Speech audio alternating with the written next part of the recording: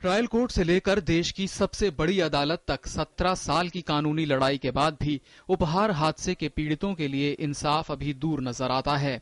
1997 के अग्निकांड के लिए सुशील और गोपाल अंसल को दोषी ठहराए जाने के बाद भी दोनों फिलहाल जेल से बाहर रहेंगे।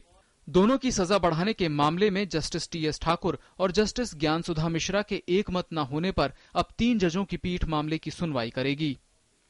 जस्टिस ठाकुर के निर्णय के विपरीत जस्टिस मिश्रा सजा बढ़ाए जाने के पक्ष में हैं। हालांकि दोनों जजों ने कहा कि अंसल बंधुओं की दिलचस्पी सिनेमाघर की सुरक्षा के बजाय पैसा कमाने में अधिक थी। कोर्ट ने कहा कि सिनेमाघर के मालिकों के कानूनों को ताक पर रखने के कारण ही लोगों की जान गई। जितनी भी फाइंडिंग्स है ट्रायल कोर्ट की, हाई कोर्ट की और सुप्रीम कोर्ट की, देयर कंकरिंग फाइंडिंग, कोई भी उनमें आपस में मतभेद नहीं है। सबका कहना एक ही है कि वहां पे गैंगवेज नहीं थे, एग्जिट क्लोज थे, non availability of emergency light, fire extinguishers, और अगर ये सब नहीं होता तो इनमें से किसी को भी सबके सब बच सकते थे। अदालत ने फैसले में कहा कि अगर गलत तरीके से सीटें बढ़ाकर सिनेमा हॉल से बाहर निकलने के रास्ते को बाधित नहीं किया जाता तो ये हादसा टाला जा सकता था।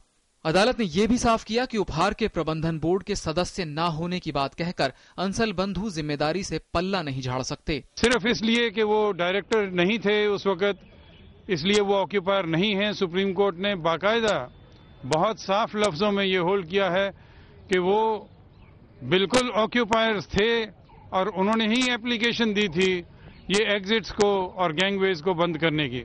13 जून 1997 को बॉर्डर फिल्म के प्रदर्शन के दौरान ट्रांसफार्मर में भड़की आग और सिनेमा हॉल में घुटन की वजह से 59 लोगों की मौत हो गई थी।